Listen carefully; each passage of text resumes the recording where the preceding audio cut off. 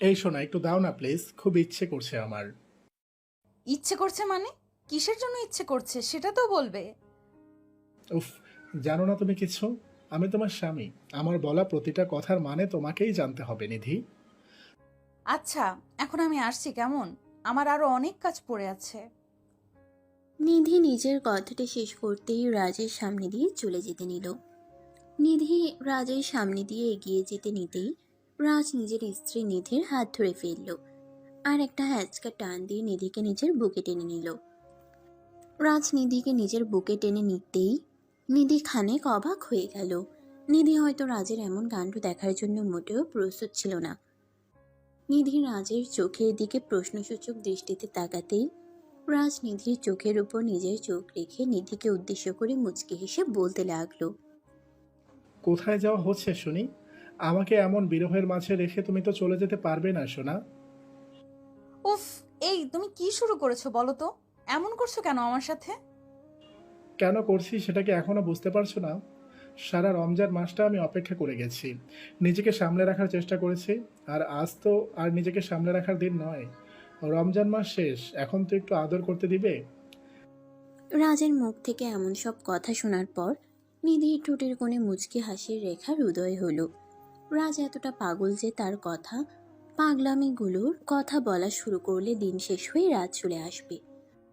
যদিও রাজের এমন সব পাগলামি করার ব্যাপারগুলো নিধির বেশ পছন্দেরও বটে, কিন্তু তারপরও নিধি তো রাজকে তার এই ভালোবাসার জ্বালাতে জ্বালাতন করতে চায় আরো বেশি করে।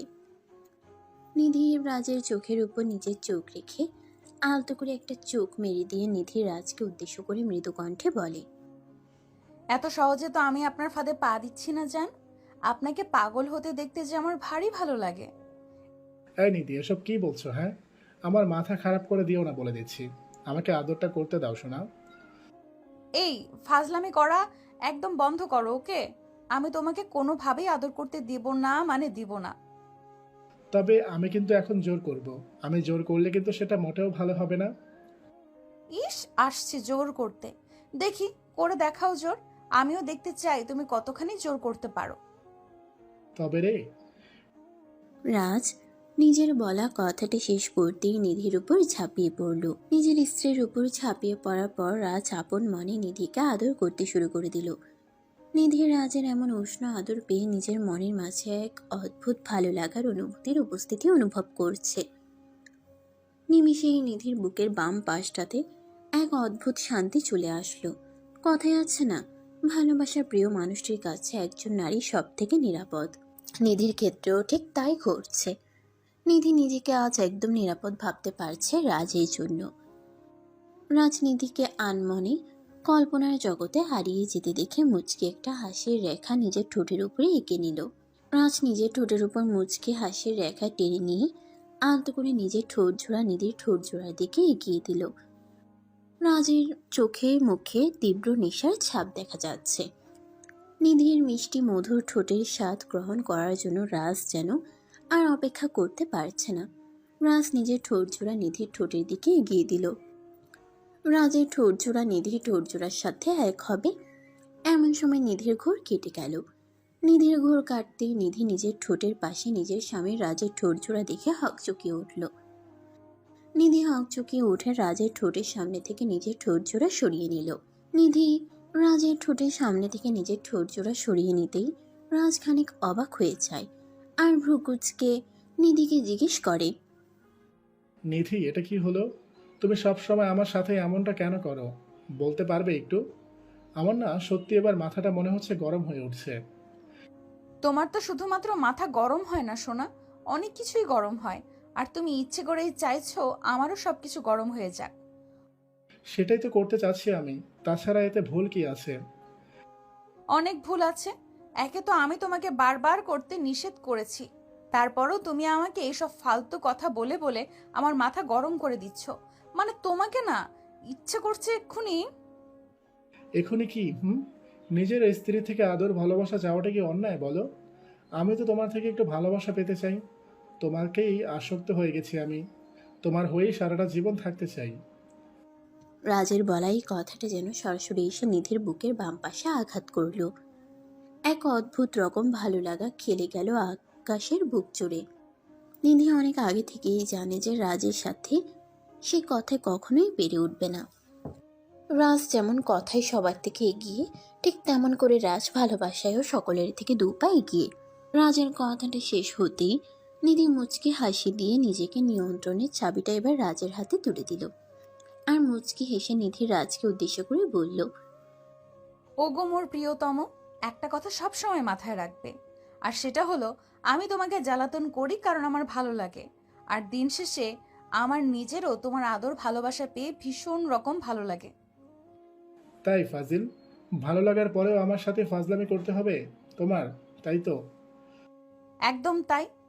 এখন বসে আছো কেন শুনি? আদর করতে এসে এখন আবার কোথায় হারিয়ে গেলে? কোথায় আর হারিয়ে যাব? আদর তো করবই, কিন্তু আমার না হঠাৎ করেই কেন যেন এখন আদর করতে ইচ্ছে করছে না। কি করা যায় বলো তো? কি করা যায় মানে? এই পাগল হয়ে গেছো নাকি? আদর আদর করে করে আমার মাথা খারাপ করে ফেলে এখন বলছো আদর করতে পারবে না? এটা কিন্তু ভারী অন্যায় হচ্ছে আমার সাথে। ইস, নিজে কত নীতিবান ব্যক্তি রে। শোনো, আমি এখন ঘুমাবো, আমার এখন আদর করার কোনো ইচ্ছে নেই। বললেই হলো আমাকে আদর করতে হবে তোমায়, সেটাও এক্ষুনি। তা না হলে কিন্তু তা না হলে কি? আমি এবার জোর করে আদায় করব। তাছাড়া তুমি কেন বুঝতে পারো না? আমি তো তখন তোমার সাথে মজা করছিলাম, সেটার উপর জেদ ধরে আমার সাথে এখন তুমি এমন করবে? একদম তাই করব। আর ভালো কথা, তুমি না নারী, একজন নারীর মাঝে সব সময় লজ্জাবোধ থাকে। তোমাকে দেখে তো মনে হচ্ছে না তোমার মাঝে লজ্জার লটাও আছে। আমার লজ্জা নেই তাই না? ওয়েট, আজ তোকে আমি আমার লজ্জাটা দেখাবো। নিধি রাজের কথাবার্তা শোনার পর ভীষণ রকম রেগে যায়। নিধি নিজের স্বামীর সাথে সবসময় ফাজলামি করে থাকে, তার মানে এই নয় যে নিধির সাথে রাজ এমনটা করবে। তার উপর রাজ নিজের কথার দ্বারা নিধিকে অপমান করে চলেছে, যা নিধি একদম সহ্য করতে পারেনি। নিধির আগে গজগজ করতে করতে রাজের থেকে নিজের চাওয়া পাওয়া আদায় করতে থাকলো। নিধির এমন পাগলামি দেখে রাজ মিটমিট করে হাসছে। রাজ তো এই আদরটা পাওয়ার জন্যই নিধিকে এসব বলে রাগিয়ে দিয়েছিল, আর আপন মনে যা সে প্রত্যাশা করেছিল এখন ঠিক তাই পেয়েছে সে। রাজনিধির করা আদরটা বেশ ভালোই উপভোগ করতে থাকলো। রাজের সারা শরীরে একটা অদ্ভুত ভালো লাগা কাজ করতে থাকে। বুকের বাম পাশে একটা অদ্ভুত শান্তি কাজ করছে। প্রায় 2 ঘন্টা সময় ধরে চলল নিধি ও রাজের আদর পর্ব। নিধির আদর শেষ করে খানিক ক্লান্ত হয়ে গিয়ে নিজের স্বামী রাজের বুকের উপর মাথা রেখে শুয়ে পড়ল। রাজনিধির পিঠের উপর নিজের হাত জোড়া রেখে আলতো করে হাত বুলিয়ে দিতে লাগলো।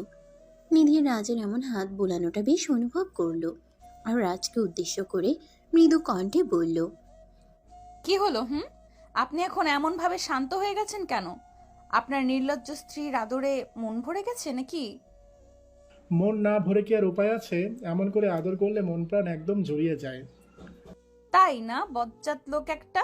এখন ওঠো, রাত তো আর কম হয়নি, ঘুমাতেও তো হবে নাকি? ঘুম তো আসছে না সোনা। আচ্ছা, আজ রাতটা না ঘুমিয়ে কাটালে কেমন হয়? বড্ড খারাপ হয়। তাছাড়া রাতে না ঘুমালে আগামীকাল সারাদিন কি করে কাজকর্ম করবে শুনি? সেসব নিয়ে তোমাকে ভাবতে হবে না, আমার সত্যি আজ ঘুমাতে ইচ্ছে করছে না। লে, এটা কেমন কথা? দেখো রাজ, এমন অনিয়ম কিন্তু আমি মোটেও সহ্য করব না। আমার সাথে এক্ষুনি তোমাকে ঘুমাতে যেতে হবে। নিধি প্লিজ। আর একটাও কথা নয়। এইদিকে আসো আমার বুকে, আমি তোমার মাথায় আলতো করে হাত বুলিয়ে দিয়ে তোমাকে ঘুম পাড়িয়ে দেই। এই বলে নিধি রাজের মাথাটা নিজের বুকে টেনে নিল। রাজ নিধির বুকে মাথায় রাখতেই রাজের চোখ জোড়া বন্ধ হয়ে গেল। এই অন্যরকম শান্তি অনুভব করছে রাজ। রাজ নিজের চোখ জোড়া বন্ধ করতেই নিধি পরম আবেশে নিজের স্বামীর মাথায় হাত বুলিয়ে দিয়ে চুলে বিলি কেটে দিতে দিতে রাজকে ঘুম পাড়িয়ে দিল। ভালোবাসা সত্যি অদ্ভুত, তাই না? প্রিয় মানুষের কাছে আসলে সব রকম চিন্তা মাথা থেকে উবে যায়, এক ভিন্ন রকম শান্তি কাজ করে মনে। এই শান্তিটা আর অন্য কোথাও পাওয়া যাবে না। রাজনিধিকে শক্ত করে জড়িয়ে ধরে শান্তির ঘুম দিল। সকালবেলা রাজের ঘুম ভাঙার অনেক আগেই নিধির ঘুম ভেঙে যায়। নিধির ঘুম ভেঙে যেতেই নিধি নিজের চোখের পাতা মেলে রাজের দিকে তাকালো। রাজ ঘুমিয়ে আছে।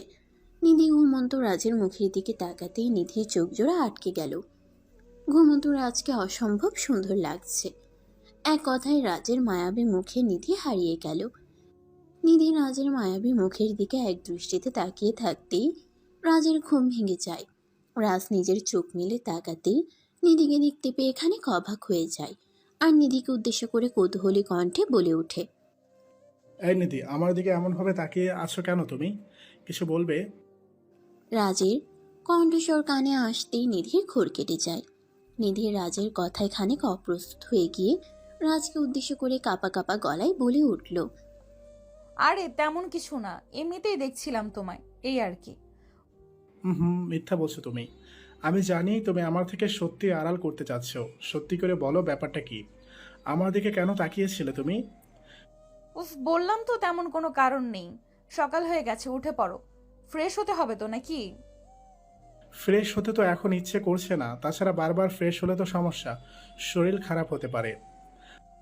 আরে বারবার তোমাকে কে ফ্রেশ হতে বলেছে? তুমি এখন ফ্রেশ হয়ে নিচে আসবে, তারপর নাস্তা। নিধি নিজের কথাটা সম্পূর্ণ করার আগেই নিধির চোখ পড়ল রাজের ঠোঁটের দিকে। রাজের ঠোঁটজোড়া কেমন যেন লাল হয়ে আছে। রাজের এমন লাল বর্ণের ঠোঁটজোড়া দেখে নিধির বুকের বাম পাশটা কেমন যেন কেঁপে উঠল। নিধি নিজেকে সামলে নিয়ে আবারও রাজকে বলল, আচ্ছা রাজ, আমি এখন উঠছি কেমন? তুমি নাস্তা খেতে নিচে চলে আসো। নিধি নিজের কথাটি শেষ করতেই রাজের পাশ থেকে উঠে পড়তে নিল। নিধি বেশ ভালো করেই বুঝতে পারছে এখানে রাজের পাশে সে যদি আর মিনিট খানিক সময়ও থাকে তবে কোনো না কোনো ঝামেলা ঠিকই বেঁধে যাবে। এইসব ঝামেলার থেকে নিজেকে বাঁচাতে হলে অবশ্যই এই স্থান পরিত্যাগ করাটাই বুদ্ধিমানের কাজ হবে। নিধি রাজের পাশ থেকে উঠে পড়তে নিতেই রাজ দুম করে নিধির হাত ধরে ফেলল। রাজ নিধির হাত ধরে ফেলে একটা হ্যাচকে টান দিয়ে নিধিকে নিজের বুকে টেনে নিল।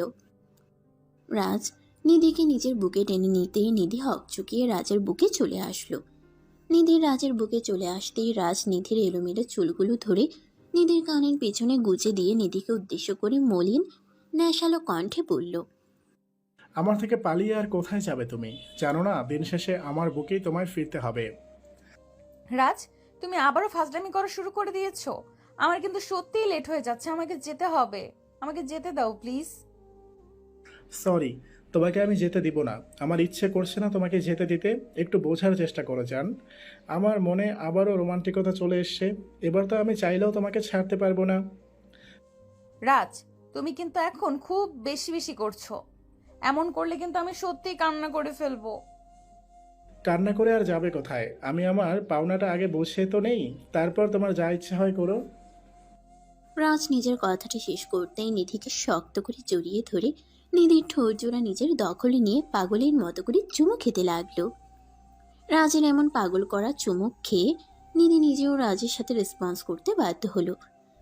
ভালোবাসা সত্যিই সুন্দর। বেঁচে থাকুক এমন সব দুষ্টু মিষ্টি ভালোবাসাগুলো। দোয়া করবেন তাদের জন্য। বন্ধুরা, ভিডিওটি কেমন লাগলো তা অবশ্যই আমাকে কমেন্ট করে জানাতে ভুলবেন না। পেজ থেকে দেখে থাকলে অবশ্যই পেজটিকে ফলো করে দিবেন, আর চ্যানেল থেকে দেখে থাকলে অবশ্যই চ্যানেলটিকে সাবস্ক্রাইব করে পাশে থাকা বেল আইকনটা বাজিয়ে দিবেন। আর নিত্য নতুন এমন সুন্দর সুন্দর ভালোবাসার গল্প পেতে voice of Priyanka Facebook page এবং প্রিয়াঙ্কাস ক্রিয়েশন ইউটিউব চ্যানেলের পাশেই থাকবেন। ধন্যবাদ সবাইকে। দেখা হচ্ছে আগামীকাল নতুন কোনো গল্প নিয়ে।